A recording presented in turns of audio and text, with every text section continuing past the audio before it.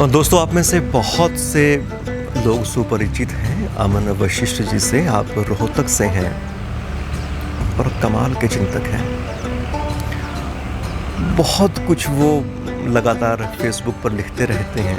उनके कुछ बड़े लेख भी हैं, पर मेरे जैसा सामान्य बुद्धि वाला व्यक्ति तो उनकी बहुत बड़ी टिप्पणियों को भी ठीक से समझ नहीं पाता। जो बहुत छोटा कई बार वो लिख देते हैं, तब कुछ पल्ले पड़ जाता है।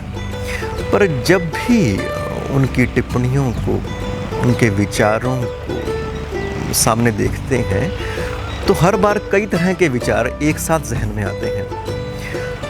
पहला विचार तो बहुत खुशी का होता है कि बहुत छोटी अभी उनकी अवस्था है और उसमें इतनी तरह की जानकारियाँ उनके पास हैं। जानकारियाँ तो खैर मैंने एक बहुत हल्का शब्द इस्तेमाल कर लिया।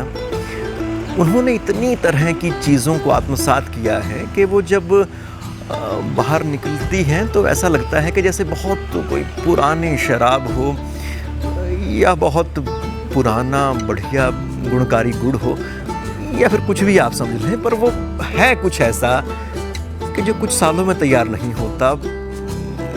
कई सालों की उसके लिए साधना चाहिए होती है, और जो मुझे लगता है कि सालों के भी नहीं, ये तो अगर पिछले जन्म के भी कुछ संस्कार ऐसे ना रहे हों, तब भी इतनी कम यात्रा में इतनी आगे तक नहीं पहुंचा जा सकता। खैर, एक तो ये विचार है जो लगातार जहन में आता है। दूसरा ये आता है कि हालांकि अमन वशिष्ठ जी के बहुत सारे जो लेख हैं वो छपते रहते होंगे, मैं भी उनसे उस तरह से परिचित नहीं, क्योंकि मैं भी वैसा लिखने पढ़ने वाला व्यक्ति तो हूँ नहीं। हाँ, लोगों को लोगों की तरह से ही मिलता हूँ, जानता हूँ। तो उनकी इतनी टिप्पणियों को देख के, हर एक टिप्पणी अपने आप में एक आलेख के जैसी महत्वपूर्ण है। उसमें नई तरह के शोध होते हैं। बहुत सारे लोग जिन निष्कर्षों पर पहुँचने के लिए बहुत साल अध्ययन करते हैं, फिर वो निष्कर्ष देते हैं, वो दिन में कई दफ़े ऐसे निष्कर्षों तक पहुँचते हैं, उन सब तक वो हो आते हैं। तब दूसरा ये लगता है कि इनकी इतनी सारी चीज़ों को क्या सहेजने के हम काबिल हैं? हमारा समाज जिस तरह से लोगों से काम लेता है अलग अलग तरह से, क्या उनकी उन सभी जानकारियों को वो अपनी मुख्य धारा में लाके अपने आप को समृद्ध कर सकता है? और मुझे कई बार इसमें डाउट होता है। हालांकि अमन वशिष्ठ जी को देखें, उनसे बात करें, तो पूरी तरह से अपने जीवन में वो रचे बसे व्यक्ति हैं, पर मुझे लगता है कि ऐसे व्यक्तियों के प्रति समाज का दायित्व बनता है कि उन्हें हाथों हाथ ले और सही जगह पर उन्हें रखें। तो अमन जी के बारे में मैं बहुत कुछ कहूँ वो भी बहुत कम होगा, क्योंकि मेरी जानने की बहुत सारी अपनी सीमाएं हैं और आप लोग उन्हें कहीं बेहतर तरीके से जानते हैं। पर मैं चाहता हूँ उनकी कुछ पिछले दिनों आई टिप्पणियों को आपके सामने रख सकूँ। अमन वशिष्ठ जी की जो पहली टिप्पणी मैं शामिल कर रहा हूँ वो है 11 अप्रैल की। आप लिखते हैं, संस्थागत विज्ञान और संस्थागत धर्म दोनों ने हमें कहा है अभी समाधान नहीं है, हम खोज रहे हैं, मिल जाएगा तो बता देंगे, फिल वक्त बस अलग रहो। दोनों सत्य के दावेदार जो सर्वदा आपस में श्रेष्ठता के लिए द्वंद्वरत रहे, अब ठिठके हुए हैं। एक ही शय हमारे साथ है, एकांत की अनुभूति, वह अध्यात्म जो बिचौलिए के बिना सीधे सत्य हमसे मिलवाए। शिक्षा से जुड़े हर विशेषज्ञ ने हमें समझाया कि विद्यार्थियों में प्रश्नाकुलता का भाव पैदा करना हमारा मुख्य काम है कि वे परिवेश को समझें। सो आज पूरा मुल्क परेशान है कि खाली बच्चों को काम पर लगा दो, कहीं समय नष्ट ना हो जाए। बड़ा दिलचस्प है, उन्हें सोचने और पूछने क्यों नहीं देते कि जो सैकड़ों बरसों में नहीं हुआ सो एकाएक कैसे हो गया।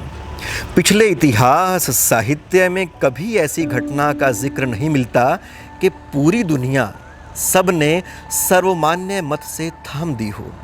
उन्हें पूछने दीजिए ना, विज्ञान रातों रात क्यों कुछ कर नहीं पा रहा है, न ही संस्थागत धर्म, न ही राजनीति।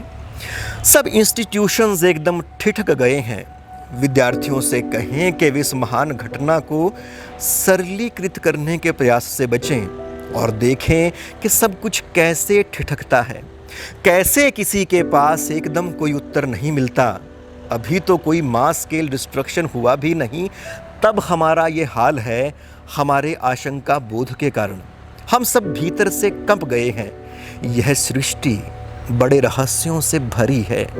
इसके जवाब न किताबों में होते हैं, न विशेषज्ञों के पास होते हैं। अब अमन जी की जिस तरह की भाषा है, ऐसे ही वो बोलते हैं, तो मेरी ज़बान उन शब्दों को लेकर उतनी सहज नहीं है, पर फिर भी मैं प्रयास कर रहा हूँ।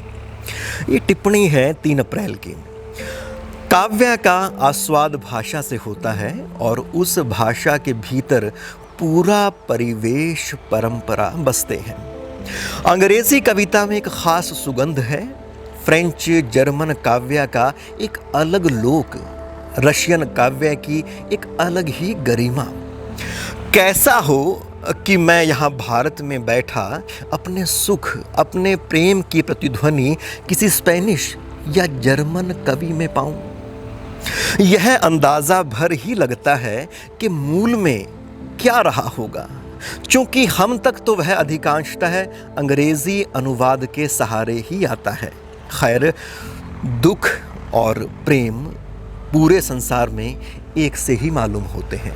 त्रासदी जीवन के प्रति मोह कम भी करती है और कभी कभी जगह भी देती है। कैसा विचित्र दृश्य हो कि एक व्यक्ति जो जीवन के दुखों, व्यर्थता और संसार की कठोरता पर बातें करता रहा हो, सो मास्क न मिलने पर चिंतित मिले। समूची मनुष्यता में जिजीविषा दिखी। सब जीना चाहते हैं, भले ये संसार कितना भी कठोर, दुखपूर्ण, एकाकी क्यों ना हो। ऐसी ठंडी, नॉन ग्लैमरस मृत्यु भला कौन चाहेगा। जीने की यह दुर्दम्य आकांक्षा ही देखने लायक शय है और सहेजने लायक भी है। ये टिप्पणी है अमन जी की 17 मार्च की। अमन जी की आज के लिए मैं अंतिम टिप्पणियाँ पढ़ने जा रहा हूँ। 13 जनवरी की ये टिप्पणी है। हमारे मध्य प्रेम कभी न था, प्रेम की चर्चाएं थी। महीने दर महीने बीतते जाते उन चर्चाओं में जितनी जितनी गहराती चर्चाएं, प्रेम न बढ़ता, विस्तृत होता कोई बीहड़। मैंने उन चर्चाओं को पत्तों पर लिखा, हवा उन्हें न जाने कहाँ कहाँ ले गई। प्रत्युत्तर में आए अद्भुत, आह, वाह, गजब जैसे शब्द। अहम तुष्ट हुआ, रहा सहा भाव भी मृत्यु को प्राप्त हुआ। उसके साथ कॉफ़ी पर प्रेम संबंधी बात होती, उसके परिणाम स्वरूप बढ़ती जाती झल्लाहट। अब जबकि ये तय हो चुका है कि प्रेम कभी न घटेगा, सो मुझे पूरी आशा है कि खींच हमें संयुक्त करेगी।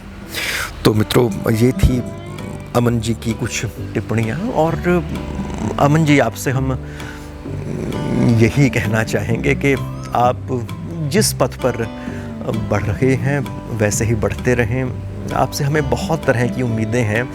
आप जितना काम करते हैं, पता नहीं वो अपनी सही जगह पर पहुंच पाता है या नहीं पाता है, पर कुछ ख़ास तरह का ये ऋषि भाव आपके अंदर है और आप चीज़ों को ऐसे ही नए तरीके से देखते रहें, हमारी पुरातन परंपराओं को नई व्याख्याएं देते रहें, हमारे मध्य युग से बहुत सारे अनूठे दृष्टांत आप उठाते रहें।